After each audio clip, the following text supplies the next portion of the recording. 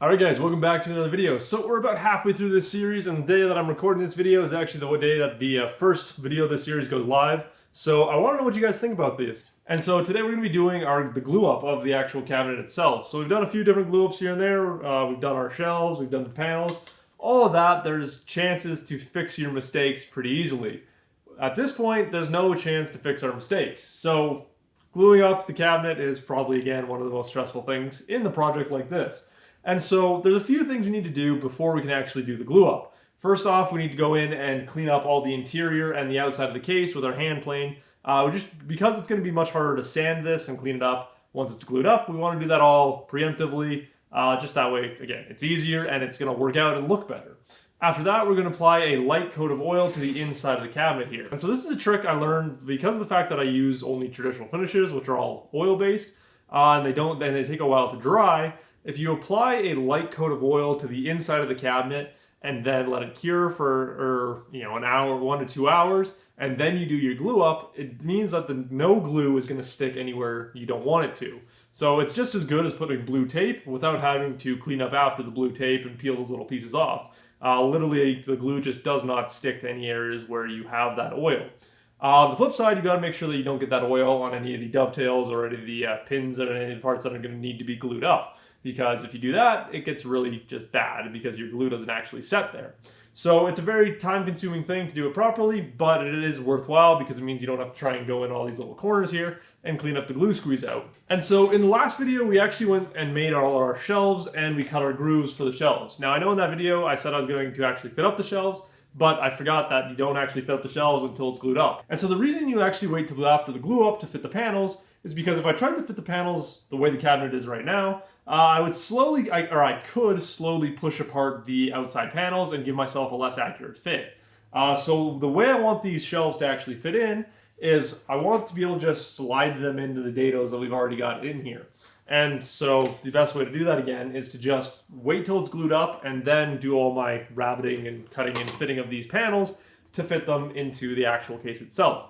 So I thought I'd just explain that a little bit better because I didn't do a good job explaining that in the last video. The first step here is going to be disassembling this and just doing all of our finish planing and sanding, whatever I end up doing, whatever works best, to all of our inside pieces and our outside pieces. So the main goal here is to just get this thing as ready as possible for finish.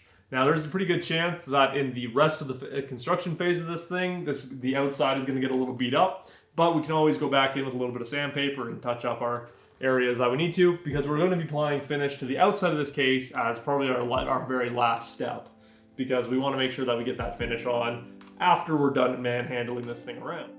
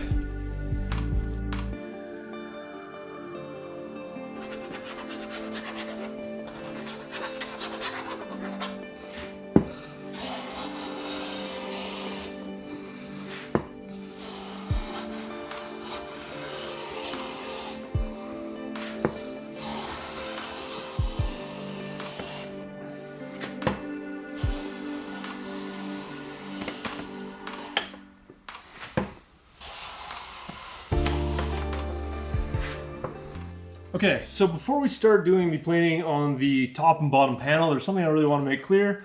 You have to be super careful anytime you're dealing with the inside areas of your cabinet. So the reason we can just kind of plane the side panels, these guys right here, we can plane anywhere on the inside. It doesn't really matter how much we take off, doesn't matter what we do to it, doesn't matter if we cup it, bow it, whatever. These are referential joints, kind of. I don't know how to explain it. That's the best way I can make it make sense in my brain. This flat face is always going to reference against the flat face of our top or bottom panel. And so whereas with our top and bottom panels, this face doesn't matter in reference to our tails. What matters is the pin geometry. So again, the way dovetails work are each of these pins is a triangle. And so the more we take away from the inside of either the top or bottom panel, the bigger gap we're going to have between the bottom of our pin and the baseline of our tails. So you want to be super careful anytime you're working in or with the top or bottom panel on the inside section of it that you're taking off such a small amount of material. So normally I would go in and scribble in with my pencil and just make sure that I actually hit the entire surface of this. But what I'm going to do here is I'm just going to very, very carefully take off, do 2 or 3 passes with my hand plane. And I don't want to make the pencil marks because there might be spots in this that I'm not going to be able to hit with that. But I want to make sure that I even this out as much as possible and do clean it up slightly without actually changing the geometry. So I know that my hand plane is taking off, a super thin amount. Like we're talking like hair thin shavings. So doing 1 or 2 passes, and I'm only going to do a second pass if absolutely need be, because I want to try and keep this area as the same as when we cut the joints. So again, you just want to be super careful with it, not to take off a massive amount.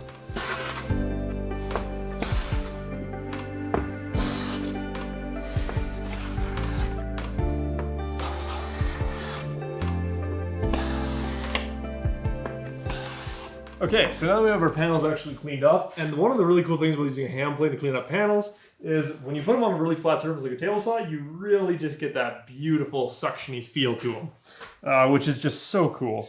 And so now what we're going to do is we're just going to apply finish to the inside areas. Now I like to put some tape over my areas that I can't get glue on, or that I need to put glue on later on. This way it just makes sure that I don't accidentally ruin the project by making it so that I can't actually glue up this piece. And so I'm only going to worry about the inside area of this cabinet for now, because there's no point in doing the outside and all that. It just makes everything a little more oily and annoying to deal with. So if I just deal with the inside right now, it means that I won't have to deal with glue squeeze out, and that's pretty much it. And that's such an important thing, especially around dovetails like this. And then for the tails, again, you probably got the idea by now. You want to make sure that you cover this whole face. That way oil is not going to get down on the sides. Again, this face isn't really going to do anything for a lot of the strength of this glue up. It's mostly everything in between. But by just putting tape over this, you can make sure that oil is not going to get down in those gaps there.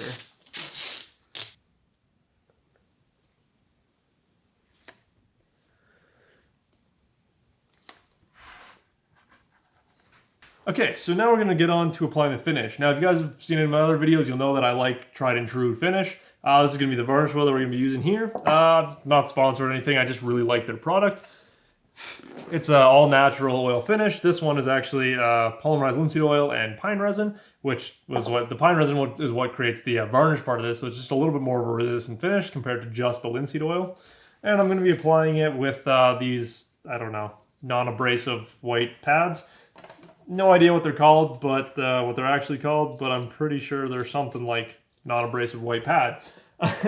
And so the reason I like applying with this is because even though it's technically non-abrasive, it has some abrasion to it, so it actually helps kind of grind the oil into the surface of the wood. And the other really nice thing here is because this is finished with a hand plane, it's going to soak up the oil really, really nicely. And so the plan here is to just apply a nice light coat of oil to all these inner areas, leave it for a couple hours so it's not just super gooey. Then when we do the glue up, it'll make sure that none of the water-based glue is going to stick to the actual, to the inside areas that we've oiled.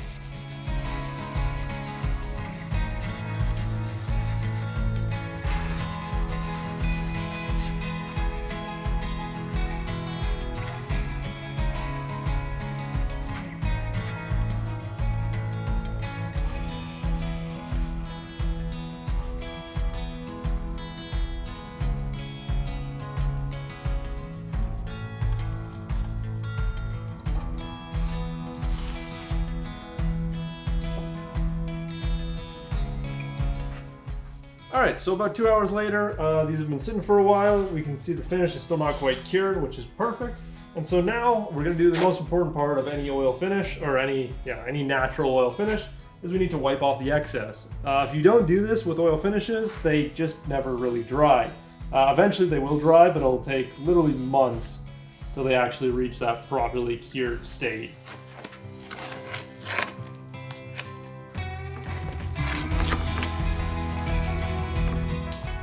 And so when you're doing this part, you want to just remember that you might have some oil on your fingers, and you just want to be really careful not to touch the points that are going to need to get glue on them. So just carefully peeling off the tape, and yeah, just pretend like your fingers are covered in oil and you don't want to get it on any of the non-oiled areas. So there shouldn't be like pools of oil or any gobs of oil, but I mean, if you wipe your fingers and they come off looking a little oily, that is exactly where we want to be for the assembly point here.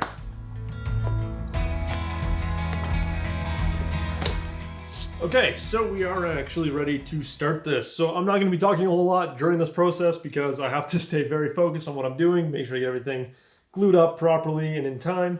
We're going to be using, I know it looks like I'm using Gorilla Glue, but we're actually using Titebond 2, so we do have a decent amount of open working time, but I still want to try and get things together as quick as possible. So as soon as I start this process, it's just time to get going with it. So I do have my first panel laid out here. I know which end's the bottom, I know which end's the top, I know of my small panels, which is the bottom, which is the top. It's all super easy.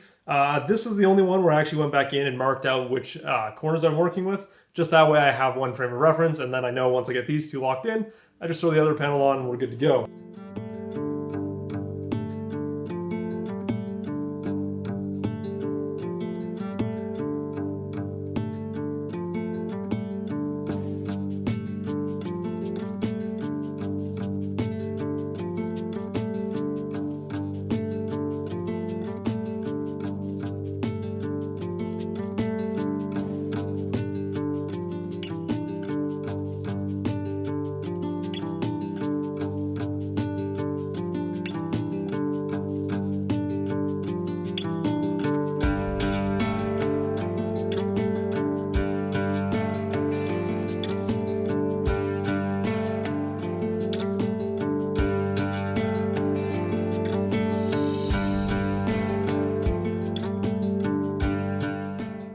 Okay, so done with the glue up. One big lesson I'm going to give you guys from it that I always forget this, I don't know why, but when you're doing the glue up, especially with dovetails like this, do not apply excessive clamping pressure. So the whole time we were putting this case together, everything was working just fine. It all looked fine. It was all coming together square. But as soon as I put it together, I put glue on it and started to clamp things up. Nothing was referencing a square. I had two corners that were coming up as perfectly square, and the other two corners were just completely out of whack to the point where this whole project would have been basically garbage. But the problem is when I finally realized that I just had over clamped it, I put just way too much pressure around the whole thing, or my clamps were, so some of my clamps were at a little bit of an angle. I took all the clamps off, went corner by corner, slightly adjusted. So on my this top clamp here, I just had to shift the case slightly over its length, and now everything is good. So all these clamps you see on here now are just super lightly on here, barely applying any pressure, which is the way it should be. That's the proper way to clamp up a dovetail case. Okay, so the case is now all glued up. Everything's looking good. We're pretty much fully closed up on all these corners, which is really nice. Everything on the inside is square, which is really good and going to be very helpful once we actually get to putting this thing together fully.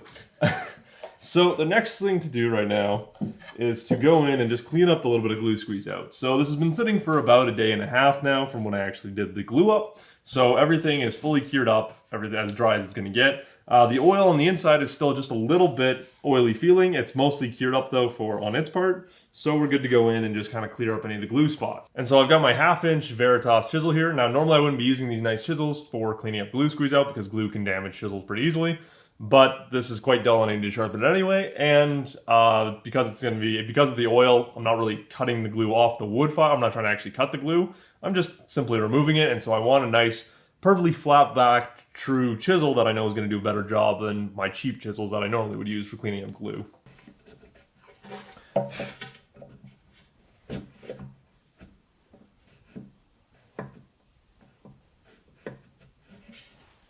And so the next thing we need to do is actually fit up all our shelves. So we're actually going to start with the easiest one, which is going to be the top shelf. Literally all I need to do there is thin it down with the hand plane and then put it in, and then we'll cut it down to length and all that. And so you saw when I was applying the finish and doing the glue up that I actually just left the dados with the rounded front edge.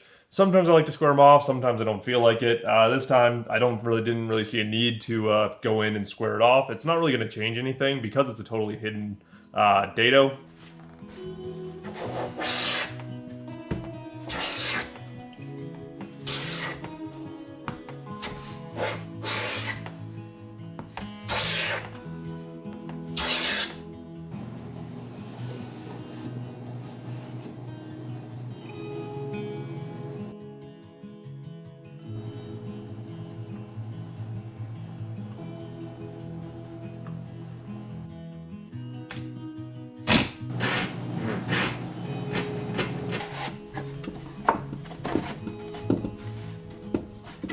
Alright, so we've got our thin shelf fitted up now, everything's good, it's all flush to the front of the cabinet. The only thing left to do on that shelf is going to be to trim off the back bit that's sticking into the back panel area of the case.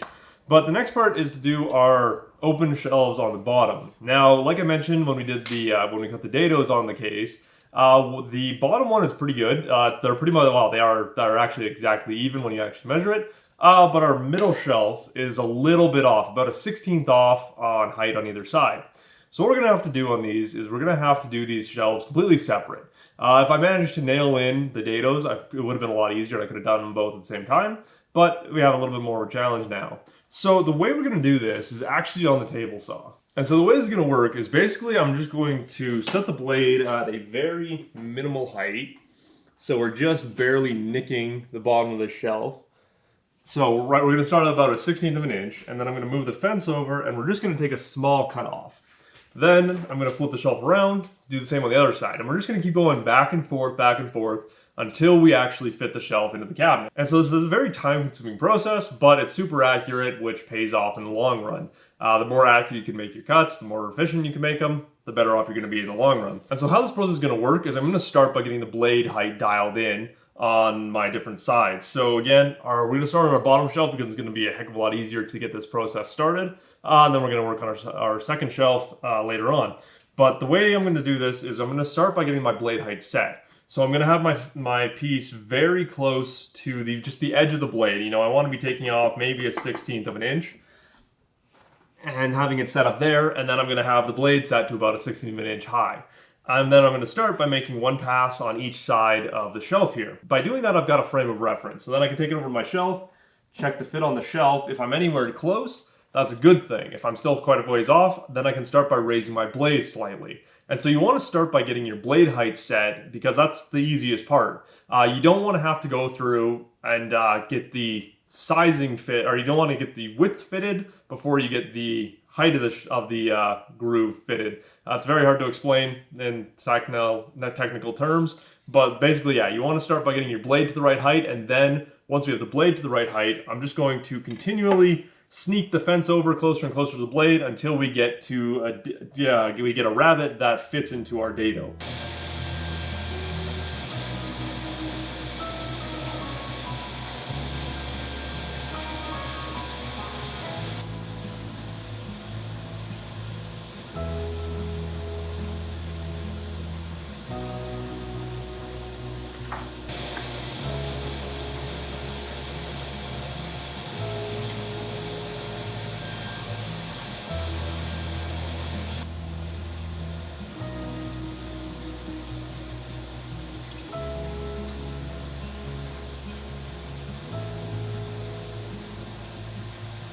Okay, so we got both our shelves fitted up. So let's take a look at our top one, our middle one here. So you can see here that is actually completely opposite depth. So they're about the same depth on there to actually fit into the dado.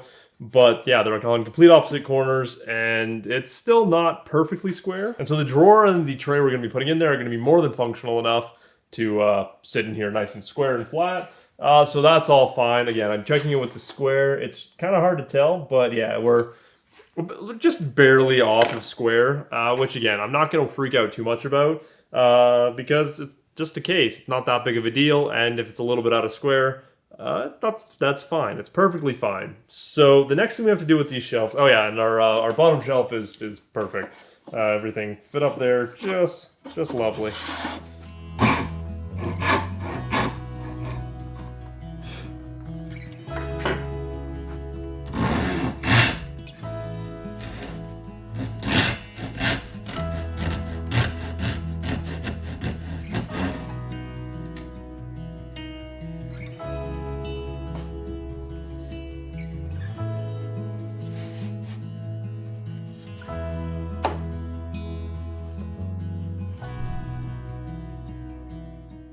Alright, so we've got all our shelves flushed up now. They're all flush with the front of the case. They're all in there nice and square. Everything is going very well. The only problem is now we've got some overhang on the back side. So we can't actually put our back panel in because you can see the top shelf here sticks out a lot. Both of these stick out just a hair. So all we need to do now is just trim them slightly. So this one I'm actually just going to do on the table saw really quickly. And the best way to do this is just take a nice pencil with a nice sharp edge and just put a mark right at the back of the rabbet here. And so for these bottom two shelves, I only have to take off a very small amount of material to actually get them flush. And I don't want to go too far, otherwise there'll be a gap between them and the back panel. So all I'm going to do is I'm just going to use my shooting board here and just slowly clean up the edges. It's going to be super simple. Again, I'm taking off such a small amount of material that setting up the table saw for this cut just isn't really worthwhile. So the shooting board is a little bit cleaner, a little more accurate, and a little bit more fun. And so now that we have everything flushed up to the back of the rabbet, we can now go in and figure out how much difference we want on the front of our case. And so now we can actually do this on the table saw because we know that all of our the back of all our shelves reference the same point. Now we want to make all the fronts of them reference the same point too. And we all know that everything else is all lined up and square. So it actually makes it really easy. And so I've got a couple of different setup blocks here. I've got 1/8 and 1/16. So let's start with 1/16. And all I'm going to do is I'm just going to push back this front panel or this top shelf until this 1/16 lies flush. That just means that my top shelf is now back a 1/16 of an inch. And you can see that that's not a whole ton of reveal. In fact, you guys probably can't even tell it on the camera. Whereas now if I go up to 1/8, so we're doubling it now. That's actually a pretty big depth change, and I think that looks a lot better.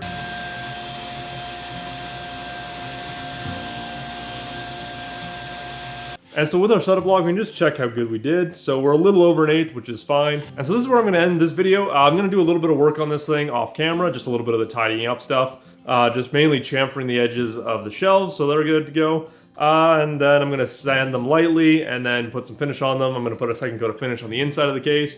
Just all that kind of stuff you guys have already seen me do. I don't want to repeat too much of it. And that way we're ready for the next video. So in the next video, we're going to be working on the back panel and the hanging method for this cabinet. Alright, so I do hope you guys enjoyed this video, and I will see you in the next one.